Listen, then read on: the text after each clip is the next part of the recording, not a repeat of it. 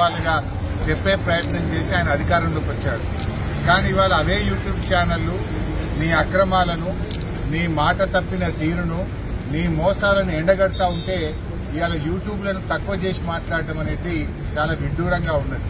అంటే రేవంత్ రెడ్డి తనకు అవసరమైతే ఒక తీరు, తన పని తీరగానే ఇంకొక తీరుగా ఉన్నది. ఓడదాటేదాకా ఓడమల్లప్ప, ఓడదాటినాక బోడమల్లప్ప. ఈ యూట్యూబ్లోనే వాడుకున్నావు కదా.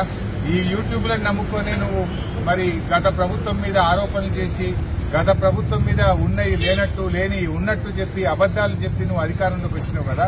అవే యూట్యూబ్లు నీ బండారాన్ని బట్టబయలు చేస్తుంటే, నీ అవినీతిని బయటపెడుతుంటే, నీ యొక్క డొల్లతనాన్ని, నీ మాట తప్పిన తీరును, నువ్వు ప్రజల్ని మోసం చేసిన విషయాలను బయటపెడతా ఉంటే ఇవాళ నువ్వు తట్టుకోలేకపోతున్నావు. తట్టుకోలేక నీ అక్కసును యూట్యూబ్ల మీద వెళ్లబుచ్చుతా ఉన్నావు. ఇవాళ ప్రజలకు అర్థమైపోయింది, ఇవే యూట్యూబ్ ఛానల్ బిడ్డ నిన్ను గద్దెదించడానికి రాష్ట్రంలోని యూట్యూబ్ ఛానళ్లన్నీ ఒక్కటైతే నీ బండారాన్ని బయటపెట్టరు. ఖచ్చితంగా నీకు తగిన శాస్తి ఈ యూట్యూబ్ ఛానళ్లే చేస్తాయి.